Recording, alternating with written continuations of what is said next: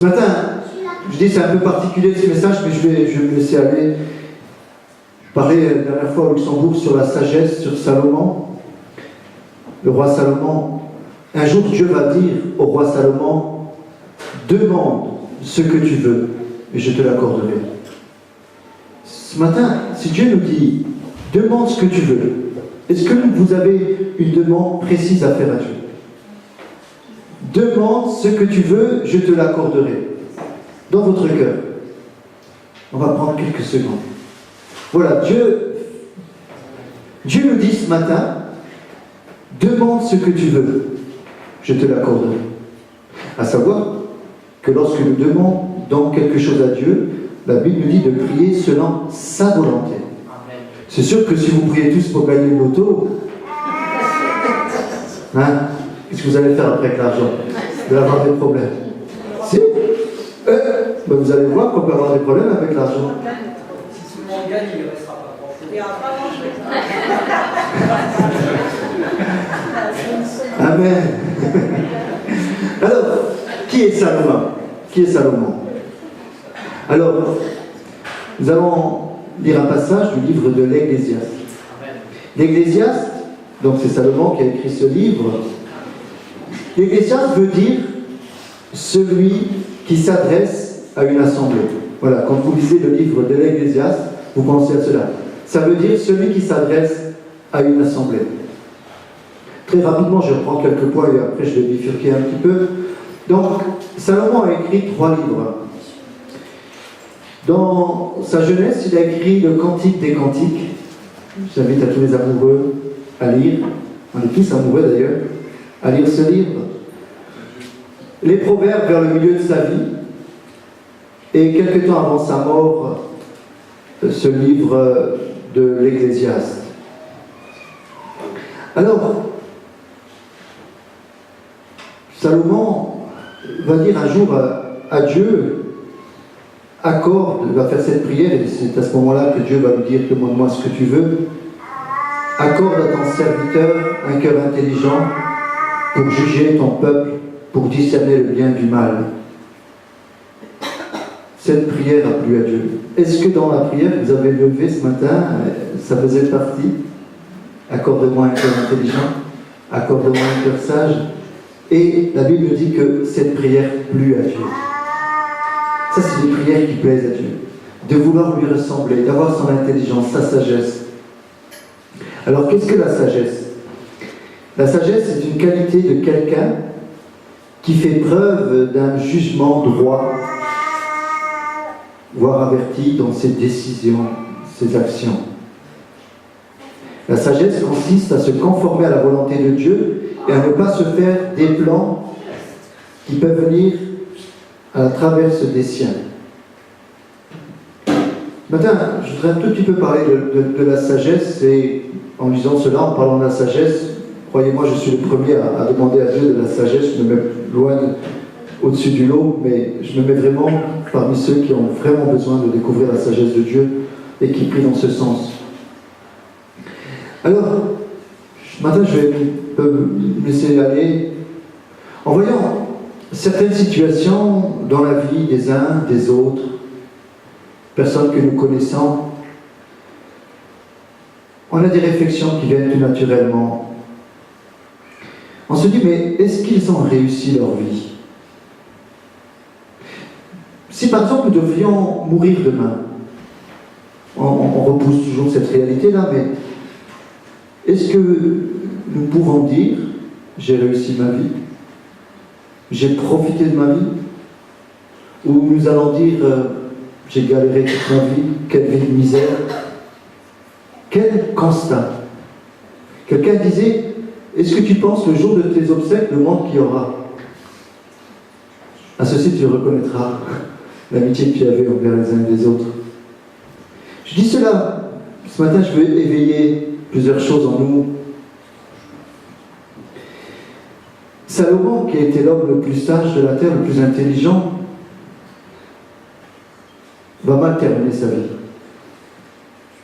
Et je vais commencer, avant de lire au début du chapitre 3, je vais tout bousculer. Je vais lire la fin d'Ecclésiaste. La fin des discours de Salomon. À la fin de sa vie, voilà ce qu'il va dire. Je vais parler après ce qu'il a dit pendant sa vie au début, mais tout de suite, c'est comme si on commence par le dessert. Bon, en comparaison avec ce qu'elle est, il y a quelques jours, j'étais au cinéma avec ma fille, c'était l'heure on arrivait vers l'heure du soir, il fallait rentrer pour manger, elle a voulu aller au McDo. Bon, comme je suis soumis à ma fille, je lui ai laissé manger parce que moi je préfère la nourriture de ma femme, je suis honnête, désolé pour les McDonald's. Mais j'ai quand même pris un dessert. Mais je me suis dit, mais après tu vas manger. Je me dis, c'est bon, il n'y a pas de règle, une bonne glace. Donc on va commencer par la fin du discours de Ecclésiaste. Vous savez ce qu'il va dire à la fin de sa vie? Crains Dieu et observe ses commandements. Écoutons la fin du discours. Crains Dieu et observe ses commandements. C'est là ce que doit faire tout homme. Je termine par la fin de mon message. Je ne sais pas si ça se fait, mais je commence comme ça. Je commence par la fin. Une vie réussie, c'est la crainte de Dieu. Alors c'est quoi la crainte de Dieu? Ce n'est pas avoir peur. Une vie réussie, c'est la confiance respectueuse envers Dieu. Et d'observer les commandements. Observer sa parole. Ça c'est une vie réussie. Ça fait 29 ans, par la grâce de Dieu, que j'ai donné mon cœur à Jésus. Et je peux dire une chose, c'est que je suis heureux. J'ai découvert beaucoup de conseils dans la Bible. Certains, je n'ai pas appliqué tout de suite. Je me suis brûlé. J'ai perdu du temps, j'ai perdu de l'argent. J'ai fait des bêtises. Mais, sur certains points, j'ai avancé par la grâce de Dieu. Et j'ai compris ce qu'est la Bible. En réalité, Dieu nous aime. Et parce qu'il nous aime, nous sommes sa créature, c'est lui qui nous a créés. Et parce qu'il nous a créés, il est responsable de nous, de nos vies. Il est responsable de notre bonheur. Et il veut que nous soyons heureux. Et pour cela, il va nous donner des conseils. Ces conseils, que nous puissions les suivre ou non, bien sûr, il faut les suivre. Mais nous nous rendons compte que, par exemple, nous parents, lorsque nous donnons un conseil à nos enfants, ne joue pas avec les allumettes, ne joue pas avec le feu. Souvent, les enfants, ils veulent faire leur expérience. Et c'est une fois qu'ils sont brûlés qu'ils comprennent que tu avais raison, papa, tu avais raison, maman. Certains conseils ont besoin d'être suivis.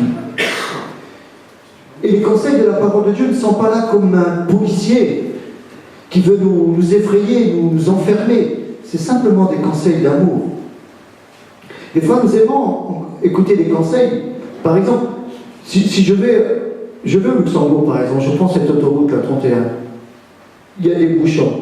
Et des fois, on est servi au bouchon 1. Et à la radio, ils me disent, voilà, il y a 10 km, allez, même 20 km de bouchons. À moi, la liberté d'écouter ce qu'il dit à la radio.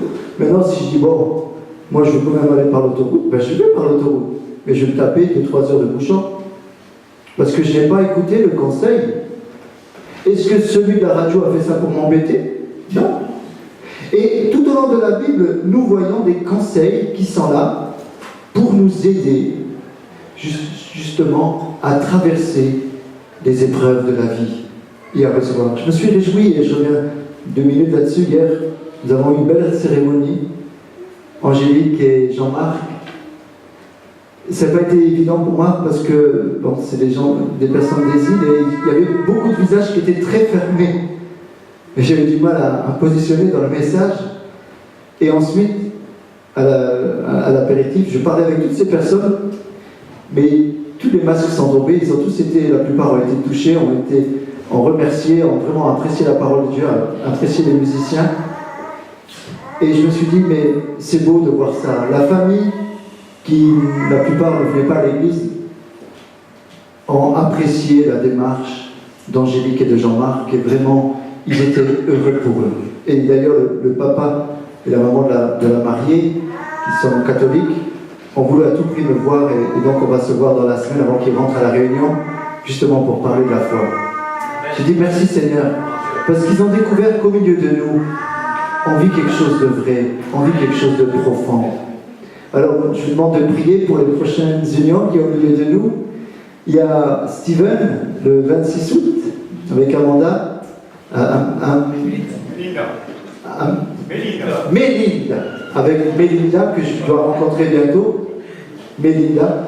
Donc, nous allons prier pour eux, que Dieu les bénisse. Et puis, je me réjouis ce matin aussi pour Claire, qui est au milieu de nous. Claire, qui est là, que j'ai connue au mariage d'Alexandre, la fleuriste qui a fait le mariage d'Alexandre. Et nous allons la bénir également dans sa cérémonie. C'est le 16 août, le 16 septembre, par là. C'est le 16 ? Voilà, le 16 septembre. Donc, Claire, on sera heureux de te bénir à ce moment-là. Pourquoi je dis ça? Parce que c'est beau l'union. C'est ce que Dieu a toujours voulu. Je disais hier, la corde à 3 brins ne se rend pas facilement. Et dans nos vies, c'est ça. C'est quoi la corde à 3 brins?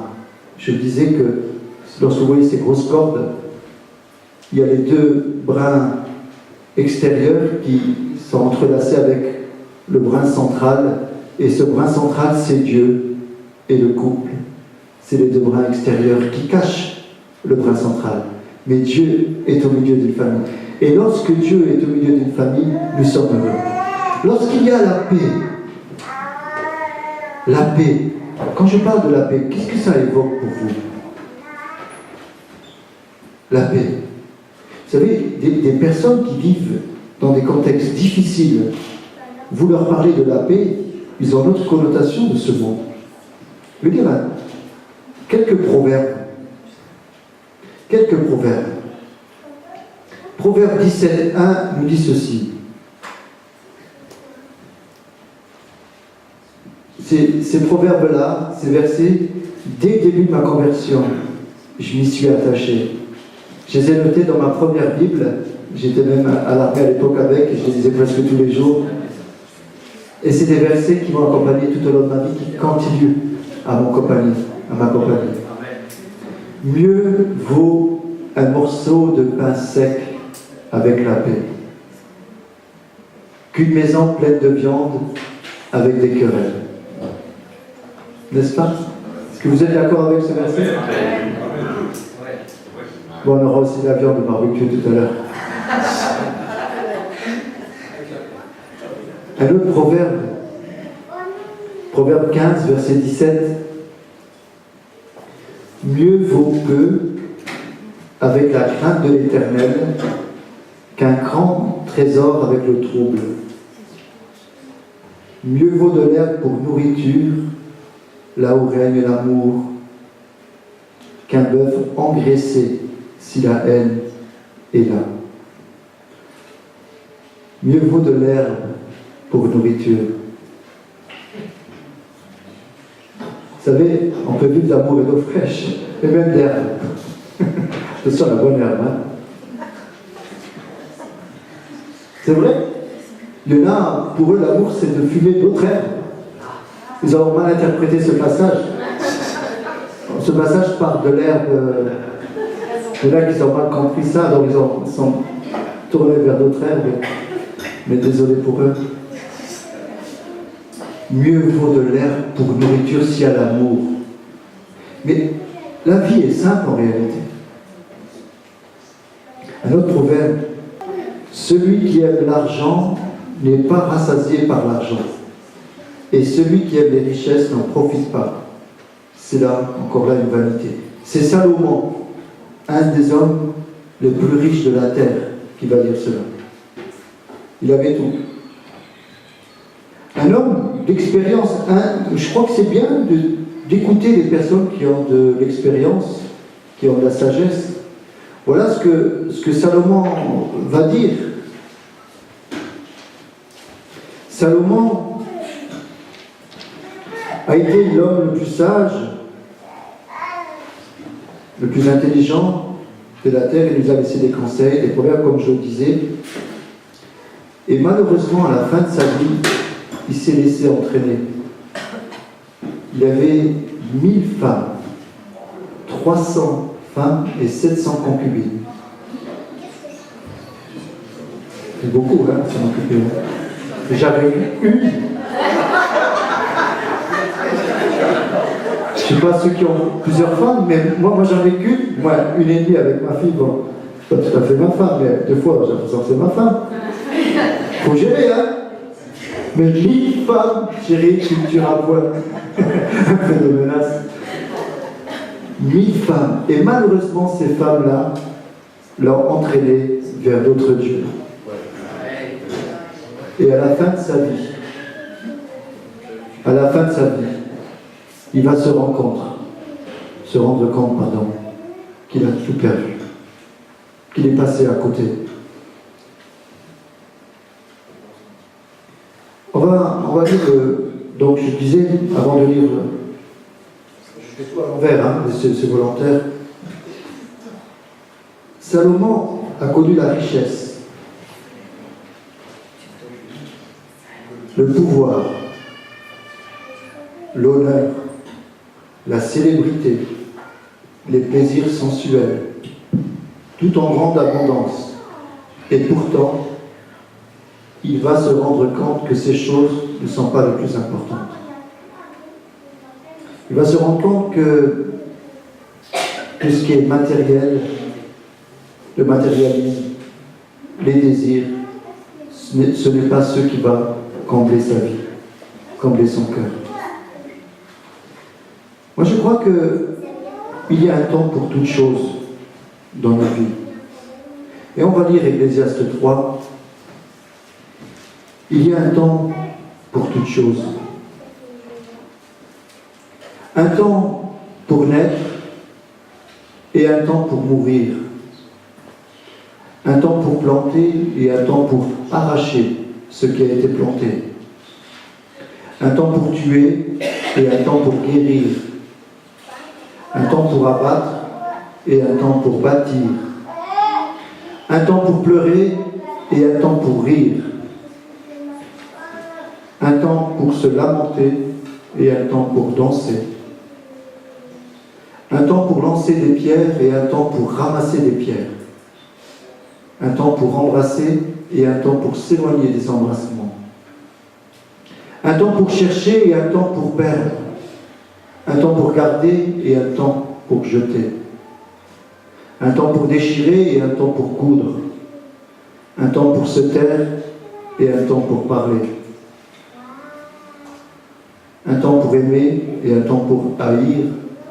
Un temps pour la guerre et un temps pour la paix. Quel avantage celui qui travaille retire-t-il de sa peine? Il y a un temps pour toute chose. Il y a un temps pour toute chose. Lorsque c'est le temps d'une chose, ce n'est pas le temps d'une autre chose. Il y a un temps pour planter, il y a un temps pour récolter. Et quand c'est le temps de planter, ce n'est pas le temps de récolter. C'est tout simple ce que je dis ce matin. Il y a des saisons dans nos vies. Et Dieu permet les saisons que nous pouvons traverser dans nos vies. Il y a des périodes où c'est l'hiver, c'est l'épreuve, où on se dit, mais c'est sec, il n'y a pas de fruits, il n'y a rien. Mais il y en a d'autres qui voient dans l'hiver une belle saison. Ils voient tout blanc. Blanc, c'est la sainteté, c'est la pureté. On pourrait voir Dieu partout, quelque part. Il y a deux façons de voir les choses. Mais l'hiver nous donne une leçon. C'est que la sève qui est dans les arbres redescend. Les arbres ne sont pas morts. Ils se préparent à repartir et à porter leurs fruits. Et cette période est nécessaire. Et je crois que dans nos vies, il y a des périodes comme ça de réflexion, où nous sommes amenés un petit peu à nous arrêter et à comprendre ce qu'est l'importance de la vie. Pourquoi je suis sur cette terre? C'est quoi la finalité de la vie? Qu'est-ce que je recherche en réalité? C'est quoi la vie? C'est de réussir, d'avoir une belle femme, une maison, un bon travail, une voiture, et après, c'est que ça la vie. Moi, je me suis rendu compte d'une chose, c'est que plusieurs personnes, les bien-aimés, sont tellement pris par leur travail qu'ils ne peuvent pas se libérer. J'ai invité même certains de la famille à venir au mariage d'Alexandre et ils me disaient, je ne peux pas, j'ai trop de travail. Je suis dans ces événements-là, et c'était sincère, hein, mais ils sont tellement prisonniers de leur travail que les années passent, et qu'est-ce qu'on en retire de la vie? Si dans les bons moments, on ne peut même pas se réjouir, il y a un temps pour rire, il y a un temps pour pleurer, il y a un temps de deuil aussi. Et quand c'est le temps de deuil, on dit, mais si j'avais su, j'aurais passé plus. Vous savez, quand quelqu'un meurt, c'était le meilleur. Mais avant, on lui a jamais dit que c'était le meilleur. Hein. Ah, si j'avais su, j'aurais passé plus de temps avec lui. Malheureusement, c'est une réalité. Et ce matin, je voudrais vous bousculer. Vous dire que nous sommes tous lancés dans le train de ce monde. Nous sommes même conditionnés. Il faut réussir. Il faut être les meilleurs. Vous allez au travail, il faut être le meilleur. Déjà à la maison, ça commence. Pas de nous, parce qu'on fait attention à ça. Mais il faut que tu deviennes un avocat, il faut que tu deviennes un docteur, il faut que tu deviennes si. Des pauvres gamins qui n'ont pas les facultés, on les force à devenir quelqu'un et qu'ils n'ont pas forcément cherché à être. Ou qui... Moi j'ai deux fils, ils n'ont pas du tout la même façon d'être. J'en ai un qui est plus porté vers les travaux manuels, l'autre qui est plus porté vers l'administratif, toutes ces choses. Et je respecte, et tous les deux sont performants dans leur domaine. Mais je ne peux pas demander à l'un d'être comme l'autre. Pourtant, elle a fait de la même manière, c'est comme ça. Je ne suis pas sûr.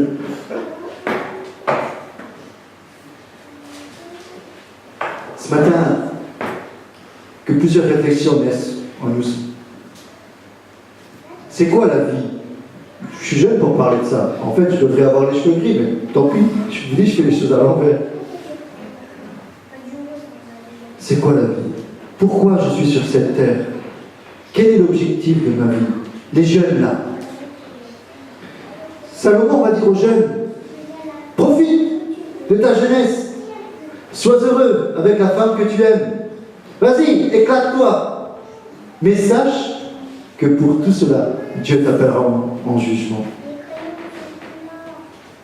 Souviens-toi de ton Créateur pendant les jours de ta jeunesse. Souvenez-vous les jeunes, même les moins jeunes, de ton Créateur pendant les jours de ta jeunesse. Souvenez-vous de votre Créateur. Nous sommes créés, nous avons un Père, nous avons un Créateur. Notre Créateur, ce n'est pas le singe. Notre Créateur, c'est Dieu. Il nous aime et il est responsable de notre vie. Et il nous a donné un code. Le code de vie, c'est la Bible. Et si nous suivons ses conseils, si nous suivons ses enseignements, nous allons être les gens les plus heureux de la terre. Je ne dis pas ça pour faire bien, je suis heureux. Même quand on passe par des moments difficiles, je suis heureux, vous savez pourquoi? Parce que Dieu m'aime. Je sais qu'il habite en moi. Et si demain je dois mourir, je n'ai pas peur. Je sais une chose, que le jour que je quitte cette terre, je serai auprès de Dieu. Parce que je suis son enfant. Parce que mon nom est inscrit dans le livre de vie. C'est le plus important. C'est d'être en règle avec Dieu. Je parlais avec une personne âgée que tout le monde connaît ici, la plupart, en tout cas Germaine, qui a dans les 94 ans. Aujourd'hui, elle veut vraiment retourner auprès du Seigneur. Elle m'a dit, les 10-15 années les plus belles de ma vie, pourtant elle a eu un commerce, elle a eu pas mal de choses, elle m'a dit, c'est cette période où j'ai rencontré le Seigneur, où je vous ai rencontré. Elle me dit, maintenant je peux partir. Et ce qui la tient encore aujourd'hui, c'est les souvenirs de nos réunions, de la communion fraternelle. C'est beau. Elle a compris, c'est une personne qui a plus d'âge que moi qui peut dire ça, mais elle a compris que c'est le plus important, c'est d'être en règle avec Dieu. Rosa me disait qu'elle a vu une émission sur la mort imminente et qu'une personne qui est passée par cette mort, ensuite quand elle est revenue, elle a dit la chose, j'ai capté, tu me dis si je me trompe, elle a compris une chose, c'est qu'elle a simplement un corps, mais en réalité, ce n'est pas ça le plus important. Il y a quelque chose à découvrir sur cette terre, et cette chose, c'est Dieu. Nous passons à côté de plein de choses, et nous passons à côté de l'essentiel. L'essentiel, c'est Dieu. Et lorsque ces personnes passent par ce tunnel, disent tous, écoutez, les témoignages se ressemblent. Je me suis senti bien. J'ai entendu des choses incroyables. Je ne voulais pas retourner sur terre. C'est une réalité. Aujourd'hui, la société veut nous tromper. Elle nous prend notre temps. Nous sommes occupés. Notre esprit est occupé. On démarre, on allume la radio. Notre esprit est tellement concentré sur la radio. Dès qu'on a 5 minutes, on va regarder la télé. Donc notre esprit est vers la télé. Après, on a ça. Après... Est-ce qu'on a du temps pour lire la Bible? Est-ce qu'on prend du temps pour écouter Dieu? Lorsque nous ouvrons la Bible, nous ouvrons le cœur de Dieu. Et Dieu nous parle. Ça m'est déjà arrivé des fois où j'emmène pas large. Je sais très bien. Je vous garantis que c'est vrai. Je sais que si j'ouvre la Bible, je sais que Dieu va me reprendre parce que je suis dans l'erreur. Je le sais, je suis convaincu. Mais j'ai vécu, je ne sais pas combien de fois. Combien de fois la nuit, je me dis, Seigneur, dans cette décision-là, bon allez, ok, j'abdique, parle-moi. Et Dieu me reprend, mais avec amour. Parce que Dieu parle. Je vous assure, ceux qui n'ont pas la Bible, on vous l'offre à l'endroit. Prenez-la. La Bible est un livre qui parle, c'est le cœur de Dieu. Si vous voulez une vie heureuse, suivez les conseils de Dieu. Suivez les enseignements de la parole de Dieu. Vous allez être heureux. Il y a un temps pour tout. Je vais terminer avec ce passage d'Ésaïe 28. Ésaïe 28, verset 23. Il y a un temps pour toutes choses. Voilà ce que va dire Ésaïe, dans le même sens que Ecclésiaste. Prêtez l'oreille et écoutez ma voix. Soyez attentifs et écoutez ma parole.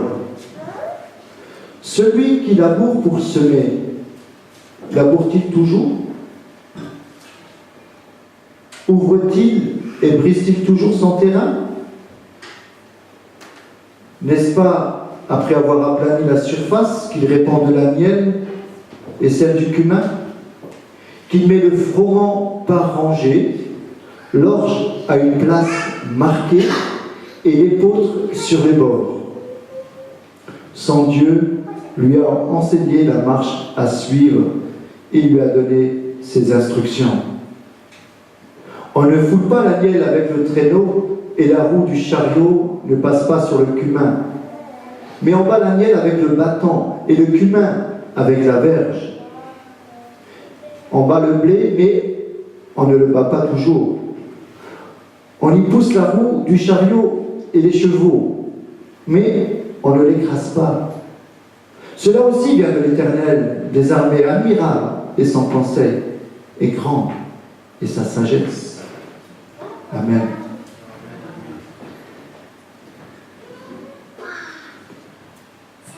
Quand c'est le temps d'ouvrir la terre, il ne faut pas semer tout de suite, il faut d'abord ouvrir.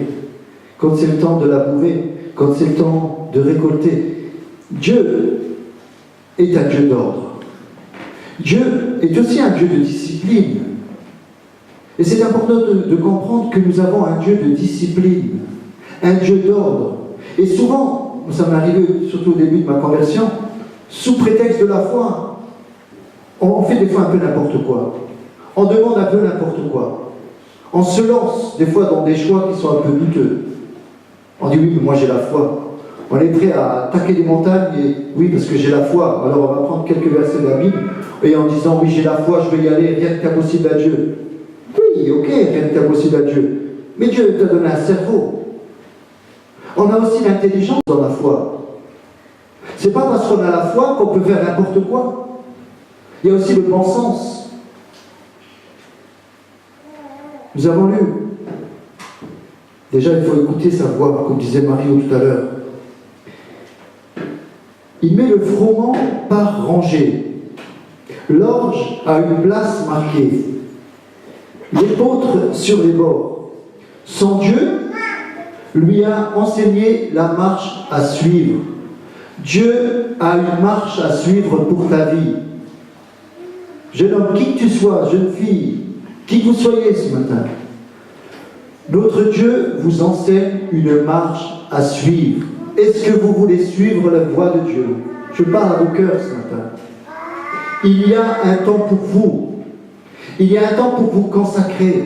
Il y a un temps pour vous mettre à part. Il y a un temps pour prier. Il y a un temps pour travailler. Il y a un temps pour se réjouir. Il y a un temps pour pleurer. Il y a un temps, il y a des saisons dans nos vies. Mais dans toutes ces choses, Dieu a nos vies dans ses mains.